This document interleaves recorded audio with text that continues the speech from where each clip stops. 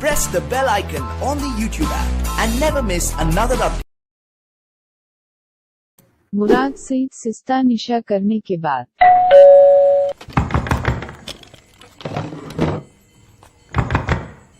कौन है? मैं आपसे दिल की बातें करूंगा।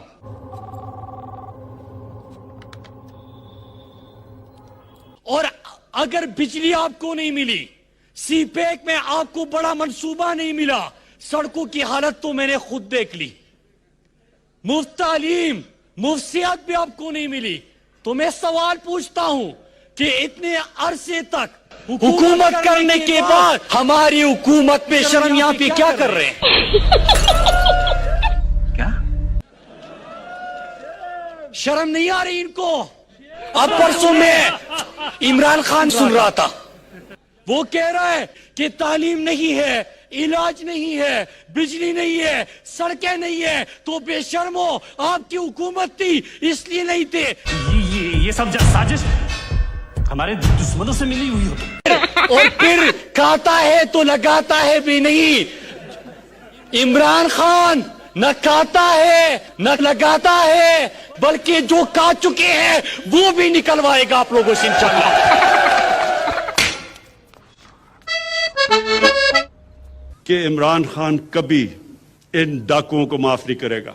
एक गरीब बंदे का एहसास इस शख्स को क्या होगा जो यहाँ पे आके तकरीरें झाड़ रहे हैं। गरीब और गुर्बत से इनका ताल्लुक इतना है जितना किलो का अंडों से है और दर्जन का आलू से है। तो इमरान खान का गुर्बत और गरीब से इतना ही ताल्लुक है, उसको ये पता नहीं है कि अंडे किलो में बिकते हैं, दर्जन में खरीदे जाते हैं। फिर जाके पेट भी, और ये आपका मुस्तकबिल बदलेंगे, ये आपकी तकदीर बदलेंगे। गाना बजाओ। इज्जत दो वोट को, इज्जत दो वोट को, इज्जत दो ऊंचे करे। इज्जत दो वोट को, इज्जत दो। तो जी आपने देखा ये साहब थे मुराद सईद, जो कि इमरान खान साहब की पार्टी के मेंबर भी हैं, मिनिस्टर भी हैं केपीके की तरफ से, और खान साहब के बड़े नज़दीकी समझे जाते हैं। और किस तरह की तकरीरें ये कर रहे थे जिसपे लग यही रहा था कि कोई सस्ता वाला नशा करके आए हैं, जब भी तो सच बोलना शुरू हो गए हैं। तो बिल्कुल इसी तरह के मिनिस्टर्स यहाँ पे मौजूद हैं। और आगे हम चलते हैं, हम आपको ये भी बता दें कि वैसे तो मुल्क में जो कोरोना वायरस है वो खतरनाक हद तक बढ़ चुका है, पाकिस्तान में भी, और एसओपीज पे काम करवाने के लिए फौज को बुलाया जा रहा है, बल्कि बुलाया जा चुका है। लेकिन बस दरबारियों, बूट पॉलिशियों को जो है वो भाषण देने पे और गैदरिंग करने पे कोई किसी किस्म की रुकावट नहीं है, कोई मना नहीं कर रहा, कोई फाइन नहीं लगा रहा, कोई रोक नहीं रहा, बाकी सबके लिए मना है।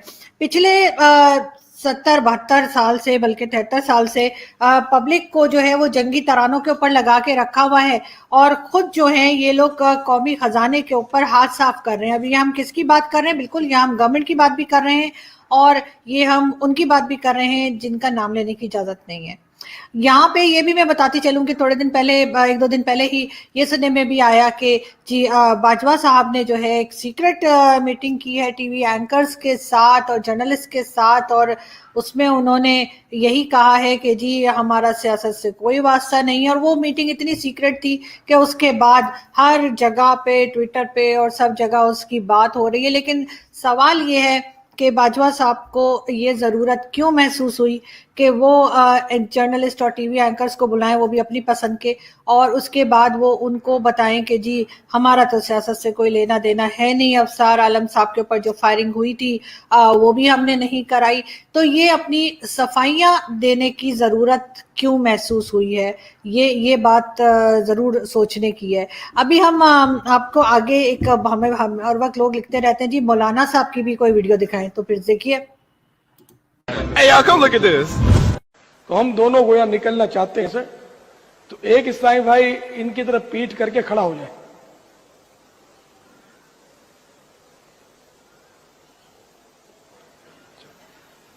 और बिल्कुल इनकी सीध में खड़े हो जाए। ये खड़े होगा सीध में, ठीक है ना? अब मैं यहाँ से निकल गया, बिगैर गुनाह के निकल गया। अब ये अगर इधर आ जाएंगे तो ये गुनाहगार हो जाएंगे, तो अब इनको भी निकालना है मुझे। तो अब मैं इनके पीछे खड़ा हो जाऊंगा, इनके लिए मैं सूत्रा बन गया। अब ये निकल गए, अब मैं जहां से आया था चला गया। मेरा टैलेंट इंडस्ट्री का एक जजीरा है, मेरे बगैर जैसे इंग्लिश बगैर मीरा। कैसा दिया। तो जी देखा आपने कि किस तरह से मौलाना साहब बता रहे थे कि अगर कोई नमाज पढ़ रहा हो तो उसके आगे से कैसे गुजरा जा सकता है। ये अगर किसी की समझ में आया हो तो मुझे भी बताइएगा, मेरी समझ में तो बिल्कुल भी नहीं आया। लेकिन खैर बहुत से लोग जो है वो हमें लिखते रहते हैं कि जी क्लिप्स डालें अपनी वीडियो में ये वो, तो बिल्कुल उनके लिए ही हम ये क्लिप ढूंढ के लाते हैं और लगाते हैं। और वैसे भी मुझे तो सीरियस वीडियो बनानी आती नहीं है। मैं तो सीरियस वीडियो सिर्फ उसी वक्त बनाती हूँ जब हमारे साथ कोई पैनलिस्ट होते हैं और वो बात कर रहे होते हैं और मुझे सिर्फ सवाल करना होता है। बाकी तो हमें सीरियस बातें करनी आती नहीं है। हम अपने बहुत ही सीरियस इश्यूज को भी लाइटर नोट में करके और निकल जाते हैं। हमें तो उस तरह से बात करना आता नहीं कि हम यूं बैठे। हमारे बहुत से दोस्त हैं जो वीडियोस बनाते हैं और उनकी वीडियोस में बड़ी इंप्रेस होती हूँ, वहां से भी मैं बहुत कुछ सीखने की कोशिश करती हूँ, जिसमें वो कहते हैं कि जी पाकिस्तान के लोगों को समझना होगा कि उनके मिनिस्टर्स क्या कर रहे हैं, उनके पॉलिटिशियंस एस्टैब्लिशमेंट क्या कर रही है, उन सब के पास 2-2 पासपोर्ट हैं और उनकी बाहर दूसरी मुल्कों में जो है वो उनकी प्रॉपर्टीज हैं। ये सब लोग जो हैं यहाँ से सब कुछ लोन्स ले लेके बाकी दुनिया से, और फिर ये लोग निकल के भाग जाएंगे और पाकिस्तान की पब्लिक जो है वो मटर छिलती रह जाएगी। नहीं सॉरी, मटर छिलती रह जाएगी उन्होंने नहीं बोला था, ये मैं बोल रही हूँ। तो उस तरह से तो वीडियो हमें बनानी आती नहीं है। हम कोशिश करते हैं कि हमारी वीडियो बहुत सीरियस होके बैठे। आज तो मैंने पकौड़े भी ना खाने का फैसला किया है। मैंने सोचा आज से मैं पकौड़े नहीं खाऊंगी ताकि मेरी वीडियो जो है ना बहुत सीरियस होके मैं बनाऊं और लोगों को ये ना लगे कि हम हंस रहे किसी के। नहीं, हम किसी का मजाक नहीं उड़ा रहे जी, ऐसी कोई भी बात नहीं। वैसे तो खैर हंसना अच्छी बात है और अगर आप लोगों को हंसी आती है तो बहुत अच्छी बात है। इससे सुना है मैंने कि ब्लड बढ़ता है और उसके बाद जाके आप लोग डोनेट भी कर सकते हैं अगर आप लोग चाहें तो। और बहुत से लोग जो है वो मुझे ये भी कहते हैं कि जी आपको तो किसी फिल्म में जो है वो काम कर लेना चाहिए। खैर वो भी एक स्टोरी, वो भी मैं आपको भी बताऊंगी। लेकिन उससे पहले देखिए कि जी पाकिस्तान में कितना सीरियसली हम लोग जो है वो कोविड को ले रहे हैं कि हमने अब हर किसी को मास्क पहना दिया, चाहे वो कोई भी हो। या हमारे किसी मिनिस्टर की पिक्चर है, नहीं मिनिस्टर की पिक्चर नहीं है, अच्छा ओ सॉरी, ये किसी मिनिस्टर की पिक्चर नहीं है, ये वैसे ही पता नहीं किसी की ऐसी पिक्चर है। तो खैर हम ये बता रहे थे आपको कि पाकिस्तान वो वाहिद कंट्री है जिसने अपनी कोरोना वैक्सीन की कीमत जो है वो उसकी मंजूरी दे दी है उसके पार्लियामेंट ने। और अब फेडरल गवर्नमेंट ने कहा है कि जी बिल्कुल इसकी कीमत फिक्स करें। और पहली बार ये होगा कि दुनिया में कोई कंट्री ऐसी होगी जो अपने लोगों को पैसे लेकर वैक्सीन देगी।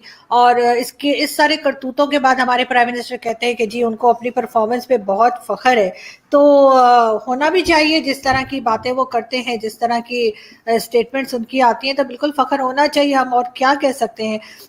बाकी है कि वो मैं आपको बता रही थी कि वो मुझे बहुत से लोग लिख रहे हैं कि जी मुझे फिल्मों में भी काम करना चाहिए। आपको वैसे तो खैर मुझे एक्टिंग नहीं आती है, लेकिन ये कि कल मुझे करण जौहर की कॉल आई थी और करण जौहर ने कहा कि वो मुझे फिल्म में साइन करना चाहते हैं। और स्टोरी भी बताई थी, उन्होंने कहा था कि जी 3 हीरो वाली फिल्म है और उसमें मतलब शाहरुख खान भी है, उसमें वो रणबीर कपूर भी है और उसमें जो है वो भी है, क्या नाम है उसका, ऋतिक रोशन भी है।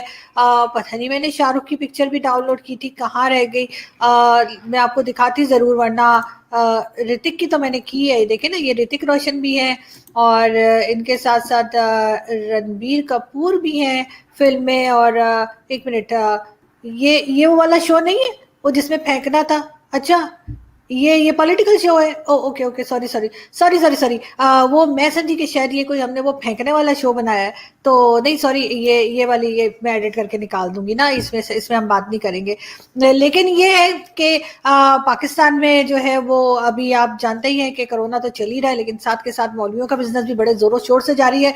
हर तरफ से जी ज़कात हमें दे दें, खैरात हमें दे दें वाला धंधा जो है वो फुल स्पीड से चल रहा है। और उसमें मैं धंधा इसलिए कह रही हूँ कि वो शाहरुख की फिल्म में था ना कि वो धंधे से बड़ा कोई क्या नहीं होता। यार वो क्या डायलॉग था ना शाहरुख खान का कि वो मेरी अम्मी कहती है कि काम से बड़ा कोई धंधा नहीं होता, मुझे ठीक से याद नहीं आ रहा, खैर एनीवे। तो क्योंकि यहाँ पे मजहब बेचना भी जो है वो एक तरह का जिसे कहते हैं ना कि बिजनेस बन चुका है, और हर कोई जो है, अभी तो इमरान खान साहब के हॉस्पिटल का भी धड़ाधड़ टीवी पे कमर्शियल चल रहा है जिसमें वो बार बार कह रहे हैं कि जी अपनी ज़कात और डोनेशन हमें दे दें।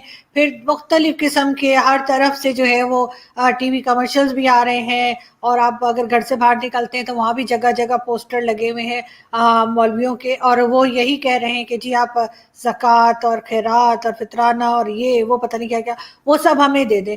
तो वो एक तरह से मांगने की आदत सी पड़ गई है पूरी कौम को, वरना होना ये चाहिए कि जिसको जहां देना है वो अपनी मर्जी से दे। बार बार कह के क्यों लेते हैं, ये चीज थोड़ी सी सोचनी पड़ेगी। थोड़ा सा आगे बढ़ना है पाकिस्तान को तो इसके ऊपर काम करना पड़ेगा। अभी जैसे हमने देखा कि सऊदी अरब ने अपने जो टेक्स्ट बुक्स हैं उसके अंदर उन्होंने अब दूसरे रिलीजन के बारे में भी पढ़ाना शुरू कर दिया है, जो कि एक बहुत अच्छी बात है। और अगर सऊदी अरब ऐसा कर रहा है तो पाकिस्तान उसमें पीछे क्यों है, ये बात बहुत सोचने की है, हमारे टीचर्स के लिए भी, हमारे स्टूडेंट्स के लिए भी। और बिल्कुल होना चाहिए यहाँ पे पाकिस्तान में हिंदू मजहब भी पढ़ाना चाहिए, क्रिश्चियनिटी के बारे में भी पढ़ाना चाहिए, और जो दूसरे रिलीजन्स हैं उनकी बुक्स भी होनी चाहिए, चाहे वो सिख हो, पारसी हो या कुछ भी। हमें ये सब चीज़ें अपने बच्चों को पढ़ानी चाहिए, और ना सिर्फ ये कि उस मज़हब से जो बच्चे हैं उनको, बल्कि उनके साथ साथ जो मुस्लिम बच्चे पढ़ते हैं उनको भी हर मज़हब को पढ़ना चाहिए।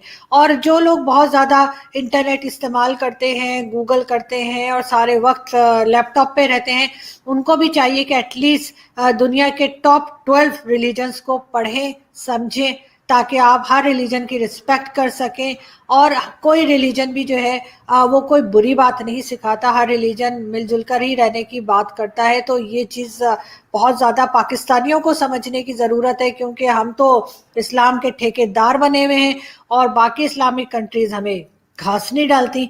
वैसे तो हम घास खाते भी नहीं हैं, लेकिन फिर भी डाल तो देनी चाहिए। खैर अब हम चलते हैं यहाँ से, और आपसे मुलाकात होगी कल दूसरी वीडियो में। और उससे पहले अगर कोई डिबेट हमारी हुई तो वो तो आपको आज शाम में मिल ही जाएगी, लेकिन जो सोलो वीडियो है वो उसके लिए कल तक के लिए इजाज़त दीजिए। अपना बहुत सारा ख्याल रखिएगा। Thank you so much.